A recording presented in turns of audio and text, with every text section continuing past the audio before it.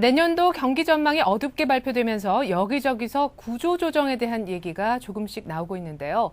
강력한 구조조정을 하면 할수록 더 즐거워지는 곳, 바로 가정경제가 아닐까요? 헬로 머니 코치, 이번 시간도 여러분이 보내주신 사연 바탕으로 구체적인 구조조정 들어가 볼까 하는데요. 먼저 사연부터 확인해 보시죠.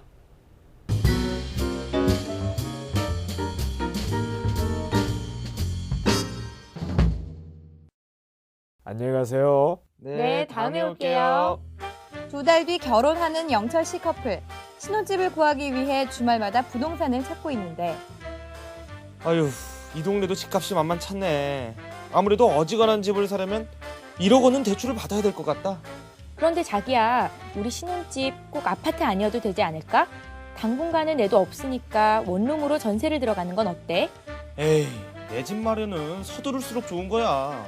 이 결혼도 늦었는데 집은 사서 시작해야지. 내 말 좀 들어봐. 어차피 1억 정도 대출을 받을 거라면 그 돈으로 작은 빌라를 사두는 거야.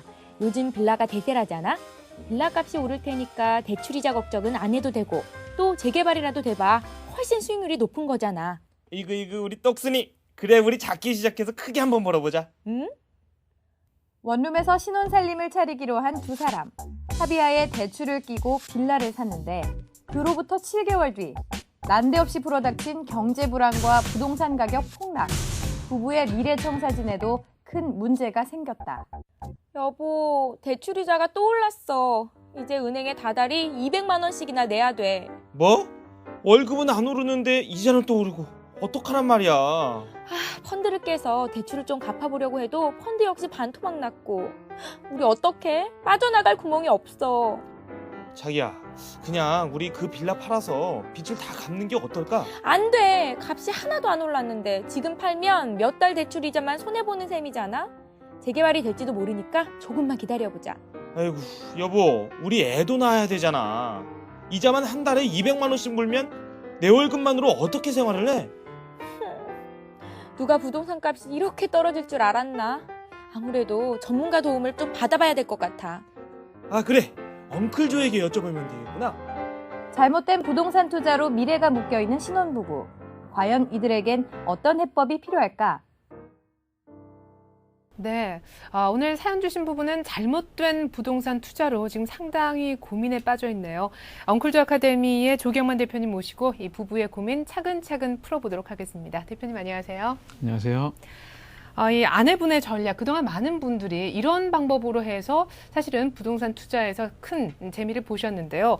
글쎄요, 뭐 아무리 좋은 투자 전략도 사실 타이밍이 있지 않습니까? 네. 좀 안타깝게도 가장 안 좋은 시기에 가장 공격적인 투자를 했단 말이죠. 어떻게 보세요? 예, 보통 대부분의 부동산 투자에서 자기 자본을 한 50%는 갖고 시작을 하라고 얘기를 합니다. 네. 근데 이 부부의 경우는 대출금 7,500만 원 그리고 전세금 1억 원. 그래서 자기 자금은 결국 1,500만 원만 가지고 2억 원 가까운 투자를 한 거니까 상당히 무모한 의사결정을 했다는 거죠. 네. 그런 과감한 투자를 할 수 있던 것은 아마 부동산에 대한 사전 이해나 좀 경험이 부족했기 때문에 그럴지 않을까 생각하는데 지금의 경우는 좀 상황이 바뀌었겠죠. 신문에 나오는 부동산 정보라든가 뭐 이런 부분들은 거의 정독을 하고 있을 것 같습니다. 네. 이 위기를 타개하기 위해서는 또 다른 정보가 필요할 테니까요. 그런 면에서는 아마 이번 기회가 어마어마하게 많은 돈을 들이기는 하지만 아마 좋은 부동산 공부를 하고 있는 기회가 되고 앞으로도 전화위복의 기회가 되지 않을까 생각을 합니다. 뭐 대표님 말씀처럼 뭐 비싼 수업료 내는 셈 치지 뭐 네. 이렇게 생각할 수도 있는데 네. 지금 또 들여다보면 상황이 그렇게 여유로운 것 같지는 않거든요. 특히 이 부부의 재산, 부채 현황 좀 짚어주시죠. 예, 살펴보면 이렇습니다. 거주하는 오피스텔의 전세금이 1억 5천만 원이고요. 투자용으로 구입한 빌라의 현재 시세가 1억 9천만 원, 적립펀드가 국내 펀드, 해외 펀드 각각 3,200만 원, 1,800만 원, 합해서 5천만 원인데요. 현재 평가액이 3,400만 원으로 많이 손해를 보고 있는 상황이죠. 그러니까 총 자산이 결국은 3억 7,400만 원인데 부채를 살펴보면 빌라 구입하면서 얻은 대출 7,500만 원과 빌라 전세 보증금 1억 원 합하면 1억 7,500만 원. 결국 순자산은 1억 9,900만 원이니까 오피스텔 전세금하고 그렇게 크게 차이가 나지 않는 상황이죠. 그러니까 지금 뭐 집은 오피스텔, 빌라 이렇게 해서 두 채지만은 빚 갚고 나면은 집 한 채 값밖에 돈이 남지 않는다라는 말씀 해주셨는데요. 게다가 지금 현재 대출금 갚는다고 매달 200만 원씩 꼬박꼬박 돈이 나가고 있는 실정이거든요. 얼마나 빠듯하게 생활을 하고 있는지 이 부부의 생활 형편도 한번 짚어보도록 하겠습니다. 예, 먼저 부부의 그 수입이 남편과 아내 합해서 총 600만 원입니다. 여기서 조금 전에 말씀하신 것처럼 대출금하고 이자로 매월 200만 원을 쓰고 있고요. 네. 나머지 400만 원은 의식주 95만 원, 부모님 용돈 60만 원, 부부 각자의 용돈 67만 원, 자기개발비 20만 원. 이렇게 하면 소비성 지출이 전체 소득의 약 40%인 240만 원 내외이므로 상당히 검소하고 알뜰하게 생활한다고 보여지기 때문에 앞으로의 가능성은 굉장히 큰 상황입니다. 잉여자금이 보장성 보험에 23만 원, 장기의 저축성 보험에 35만 원, 그리고 매월 적립식펀드에 110만 원을 불입하고 계십니다. 네, 다행히 부부가 맞벌이를 하고 있어서 그런지 몰라도 매달 나가는 200만 원이라는 대출금 그렇게 좀 큰 부담으로 느끼진 않고 있는 모습인데, 그런데 앞으로 1년 뒤에 이 아내가 임신과 출산에 따른 또 직장 휴가 이런 것들로 인해서 한 300만 원 정도 소득이 줄어들 것으로 예상이 됩니다. 때문에 지금 이제 돈을 좀 모으고 저축을 늘려나가야 할 시기인데요. 오히려 이제 대출금 갚느라 지금 정신없는 모습을 보이고 있거든요. 대표님, 이 혹시 부부가 오피스텔을 좀 처분을 한다면은 좀 방법이 생기지 않을까 싶은데 어떻게 보십니까? 예, 오피스텔을 처분한다는 말은 빌라로 이사 간다는 말인데요. 그렇죠. 그 단순히 재무적으로 계산한다면 굉장히 좋은 방법인 것처럼 보입니다. 그런데 집을 선택할 때는 여러 가지 다른 부분들도 고려해야 되죠. 예를 들면 뭐 주변 환경이라든가 또는 출퇴근 거리, 뭐 지역에 대한 선호도, 또 가족을 위해서 적정한 규모인가 또는 구조가 그런가. 또 하나 더하기를 하자면 1가구 1주택 등 통해 가지고 다음에 집을 마련할 때 우리가 좋은 조건인가 뭐 이런 것들을 여러 가지를 고려해야 될 부분이 한두 가지가 아니기 때문에 이런 부분을 다 고려했는데도 빌라에 들어가서 세를 주는 것보다 내가 거기서 하는 게 좋겠다라고 결정하신다면 입주를 권하지만, 만약에 그렇지 않고 다른 지역에도 우리가 집을 마련해야 된다고 생각을 한다면 가장 먼저 필요한 과제는 빌라를 매도하는 걸로 저는 권해드리고 싶습니다. 그러니까 당장 꼭 지금 굳이 살아야 될 이유가 없다면 빌라를 처분해라라는 말씀이신데요. 그런데 예. 이 부부가 빌라를 샀을 시점에는 분명 미래 가치, 뭐 호재 이런 것들 다 고려하고 구입했을 거란 말이에요. 앞으로 가격이 오르지 말라는 법도 없을 것 같은데 어떻게 보십니까? 예, 아마 집을 사서 투자를 할 때는 어떤 투자 목적이 있었겠죠. 좋은 뭐런 여건들을 알아보시고 결정했을 텐데, 한 6개월 정도 지나는 동안 우리나라의 경제사상, 특별히 부동산 시장이 변화가 굉장히 많이 있었거든요. 그래서 당시 호재가 지금도 호재인지 한번 확인해 볼 필요가 있겠죠. 때문에 이런 것들을 검토해서 투자 가치가 여전히 예전과 같은지를 한번 확인해 볼 필요가 있는데, 예를 들면 이런 거죠. 뭐 재개발 가능성이 있는데 지금도 그대로 상존하는지, 아니면 주변이 개발되면서 가격이 좀 변화할 가능성이 있는지, 또 도로 등이 나면서 가격이 좀 오를 가능성이 있는지, 이런 여러 가지들을 좀 감안해서 호재가 있다면 모르지만 그렇지 않으면 재무구조상 현재 상황은 맞는 게 아니기 때문에 부동산 갖고 계신 빌라를 매도를 아까 말씀드린 것처럼 권하고 싶습니다. 그런데 현재 부동산 상황이 굉장히 매매가 어려운 상황인 건 대부분의 분들이 아시기 때문에 직접 시간을 내서 그 빌라가 소재하는 동네에 가서 부동산 거래처 두세 곳을 돌아다니면서 직접 탐문 조사를 하고 물어보신 다음에 그 다음에 의견을 좀 묻고 결정을 하시는 게 가장 효과적이지 않을까 그렇게 봅니다. 그래, 뭐 빌라를 뭐 처분하건 그렇지 않은 건 간에 해당 부동산에 대한 공부는 반드시 돼 있어야 될 것 같습니다. 자, 이렇게 해서 이제 무리하게 사신 빌라를 팔아서 빚 갚고 저축 규모를 늘려라, 이런 결론에 도달을 했는데요. 그렇게 놓고 본다면 이제 내 집 마련 전략도 다시 세워야 되지 않겠습니까? 예, 맞습니다.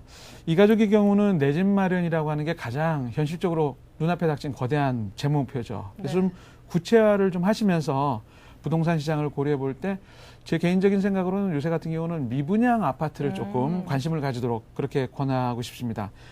지금도 그렇지만 당분간 미분양 아파트가 계속 많을 것 같기 때문에 좋은 지역에 괜찮은 아파트임에도 불구하고 경기 불황으로 미분양이 된 곳들이 상당히 많이 있기 때문에, 또 최근에는 건설사들이 분양가를 많이 할인하고 있기 때문에 옥석을 잘 가리신다면 아마 저렴한 값에 좋은 아파트를 구입할 수 있을 것으로 보입니다. 또한 만일의 경우를 대비해서 아파트 청약 자격을 유지하는 것도 매우 도움이 될 것 같기 때문에 2년 후 정도를 생각하신다면 청약저축을 작게라도 가입하셔서 유지하는 것도 상당히 도움이 될 것 같아 보입니다. 그래요. 그러니까 뭐 미분양 아파트를 노려보되 청약저축은 들고 있어라, 이런 전략이 되겠군요. 자, 이제 드디어 종착역이 가까이 다가오고 있습니다. 이 부부의 마지막 질문인데요. 부부가 종신보험 하나씩밖에 지금 없어서 보험을 하나 더 들고 싶은데 좋은 보험 어떻게 고를까 하는 고민이에요. 예, 이 두 부부가 갖고 계신 종신보험 상품은 생명보험 쪽에 있는 영역의 상품입니다. 네. 보험을 대부분 고르실 때는 생명보험과 손해보험 양쪽을 같이 보고 고르셔야 되는데 네. 한쪽 사람을 만나게 되면 다른 쪽 의견을 듣기가 좀 어렵기 때문에 이런 경우가 이제 나타날 수 있을 것 같습니다. 종신보험은 말씀드린 것처럼 생명보험 상품이기 때문에 손해보험 위험까지 커버해 주기는 상당히 힘들거든요. 네. 그래서 현재 부부의 종신보험료가 23만 원이니까 일단 필요 없는 부분을 좀 정리하시면 종신보험 액수를 조금 줄일 수가 있을 거로 보이기 때문에 그 금액으로 필요한 특약과 함께 손해보험 쪽에 실손보상보험을 가입하기를 좀 권유합니다. 앞으로도 태어날 자녀 보험도 어차피 고민하셔야 될 거거든요.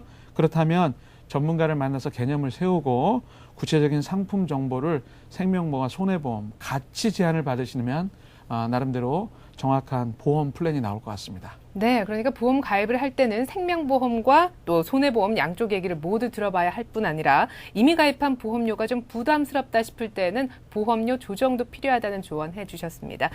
대표님, 마지막으로 오늘 사연 보내주신 분한테 전반적인 조언 좀 해주시죠. 네, 부동산 투자는 대부분 자신의 자산 규모, 그다음에 현금 흐름, 그리고 투자 목적이나 기간 이런 것들을 종합적으로 생각해야 되고 특별히 부동산 전문가의 의견을 좀 경청해야 될 필요성이 있습니다. 한번 매매를 하게 되는 경우에는요, 그러니까 부동산을 매수하게 되면 계속 보유를 할지 아니면 팔아야 될지 두 가지 결정밖에 가능하지가 않기 때문에 신중하지 않으면 잘못 의사결정을 하게 되면 이 부부처럼 본 가정의 소중한 행복이 굉장히 자꾸만 멀어져가는 그런 경우가 있을 수 있거든요. 그리고 특히 요즘 같은 때에는 앞으로 예전처럼 부동산, 특별히 아파트가 계속 올라줄까, 다른 투자 수단처럼 적당한 수익을 줄 수 있을까를 좀 체계적으로 넓고 길게 볼 수 있는 지혜가 필요한 시점이라고 생각을 합니다. 네, 전문가 의견을 경청하고 꾸준한 공부를 하면서 부동산 보는 안목을 키워야 될 것 같습니다. 조경만 대표님, 오늘 말씀 잘 들었습니다. 고맙습니다.